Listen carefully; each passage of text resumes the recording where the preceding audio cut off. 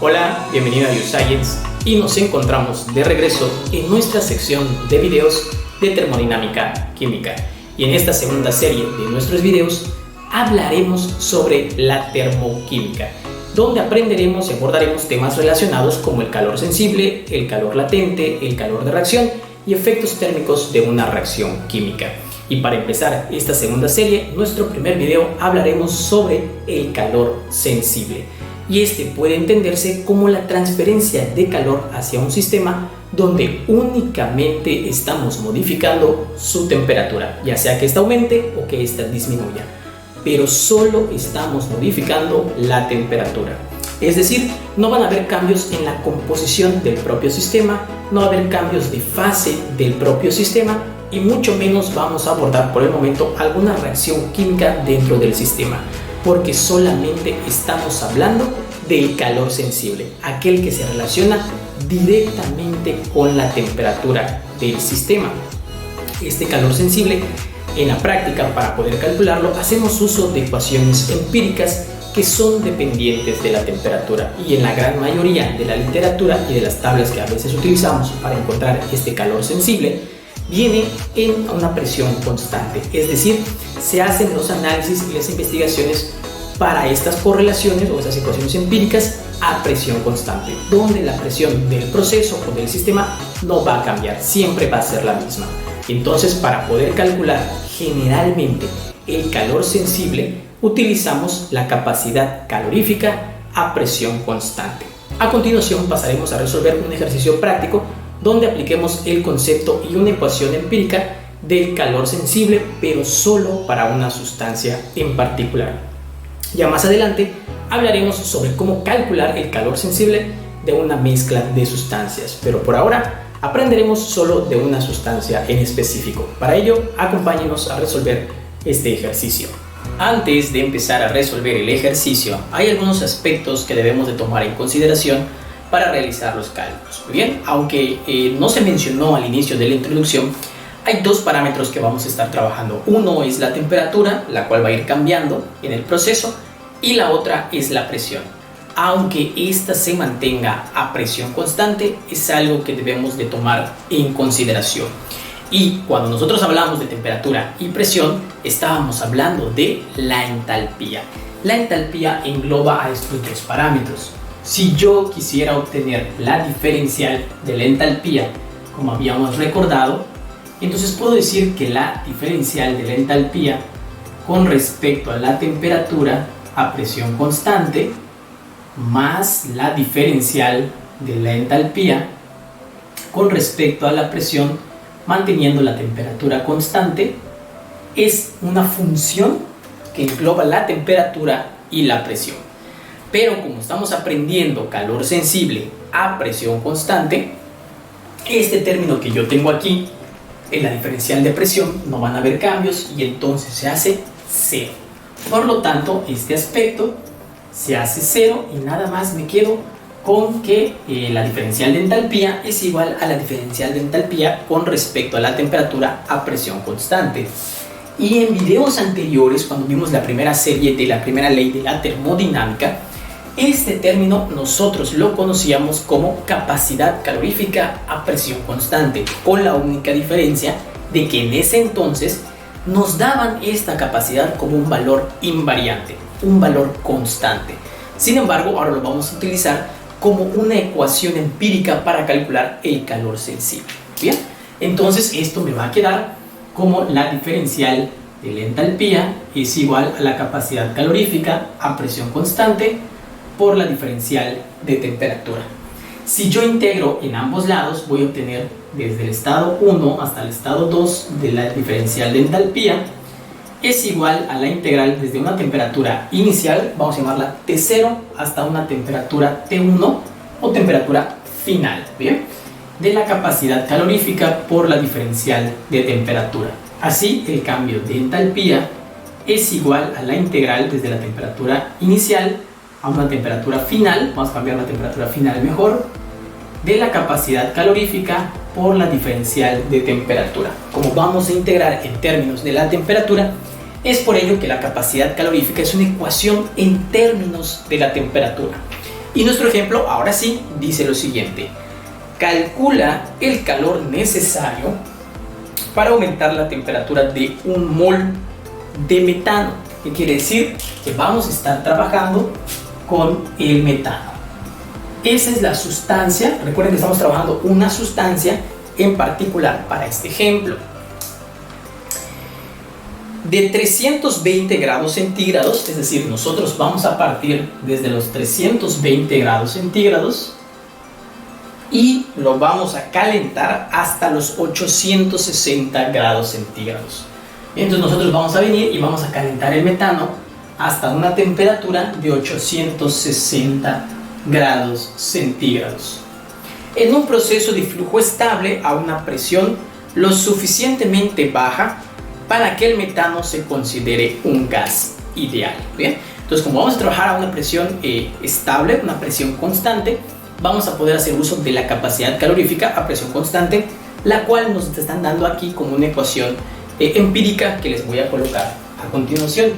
Nos están diciendo que la Cp para el metano es igual a 14.1504 más 0.0755 T menos 1.7991 por 10 a la menos 5 de T cuadrada. Bien, estas capacidades caloríficas, como tenemos aquí la ecuación empírica, va a depender mucho de la literatura que nosotros estemos consultando en ese momento.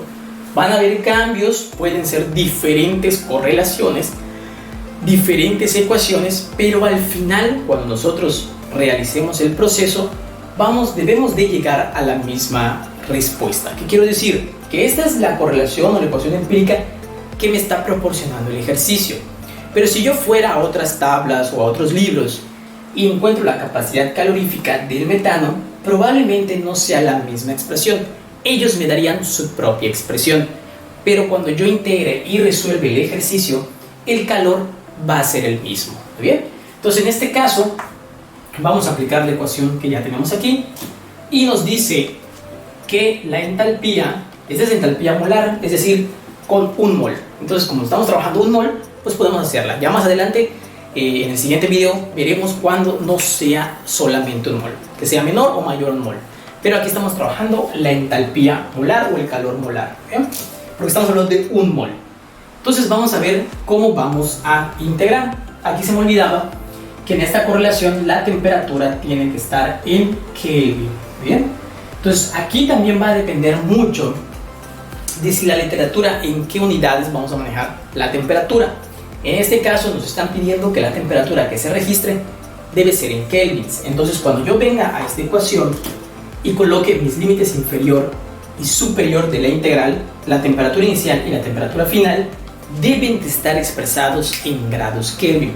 Por lo tanto, el primer trabajo que tenemos que hacer ahora es transformar esta temperatura a grados Kelvin. ¿Cómo lo transformamos? Sumando 273.15. ¿Bien? Entonces en esta parte serían 320 más 273.15 y eso me da un valor de 593.15 Kelvin. Mientras que 860 en grados Kelvin serían 860 más 273.15 y eso me da 1133.15 kelvins. Bien, entonces ahora sí voy a sustituir correctamente mis límites en la integral, que van a partir desde 593.15 kelvins hasta 1133.15 kelvins. Bien, y qué voy a hacer ahora, sustituir la capacidad calorífica por la ecuación que me están proporcionando. Bien, entonces aquí me va a quedar 14.1504 más 0.0755 de la temperatura menos 1.7991 por 10 a la menos 5 de la temperatura al cuadrado, y todo eso por la diferencial de temperatura. Bien, aquí es donde vamos a rescatar el cálculo integral, nuestra herramienta del cálculo integral. En toda la primera parte de la serie de videos de la primera ley de la termodinámica utilizamos más el cálculo diferencial, pero ahora en esta parte vamos a hacer uso del cálculo integral. ¿Qué vamos a integrar aquí? A grandes rasgos vamos a integrar una función polinomial, el grado 0, el grado 1 y el grado cuadrático. Pues vamos a integrar un polinomio, y para ello pues vamos a rescatar esa información utilizando la ecuación que nos decía, vamos a recordar aquí, recordando la siguiente ecuación que decía: la integral de xn es igual a xn más 1 entre n más 1 más c, si fuera una integral indefinida, pero como estamos hablando de una integral definida porque conocemos los límites de integración, entonces nos vamos a ir directo a su evaluación posteriormente, ¿verdad? Muy bien, entonces en este caso vamos a escribir que la entalpía es igual a 14.1504 de T más 0.0755 de T cuadrada entre 2 menos 1.7991 por 10 a la menos 5 entre 3 de T al cubo. Bien, porque pues estoy elevando aquí, ya le sumé 1, se pone 2 como dice aquí, y 2 más 1 me da 3 y se coloca aquí también. Pero la voy a evaluar, todavía falta evaluar esta parte, desde 593.15 kelvins hasta 1133.15 kelvins. Bien, ya integré esta función polinomial empírica que me estaban dando desde un inicio, pero ahora me falta evaluarla. Bien, para ello voy a reducir igual aquí los términos o los coeficientes que acompañan a la t cuadrada y a la t cúbica para que no sea tan voluminoso el polinomio. Bien, entonces mi entalpía va a ser igual a 14.1504 evaluado desde 1133, recuerden que es el límite superior menos el límite inferior, y en este caso sería 593.15, bien, más 0.0755 entre 2 me da 0.03775, y voy a evaluar desde 1133.15 al cuadrado, porque voy a elevar cada temperatura al cuadrado, menos 593.15 al cuadrado, menos este término que estoy escribiendo aquí, que sería 1.7991 exponente menos 5 entre 3, y eso me da 5.99, 7 por 10 a la menos 6, y aquí la temperatura va a ser de 1133.15 elevado al cubo, porque estoy en el cubo, menos 593.15 elevado al cubo. Bien, entonces vamos a ir desarrollando estas operaciones matemáticas conmigo.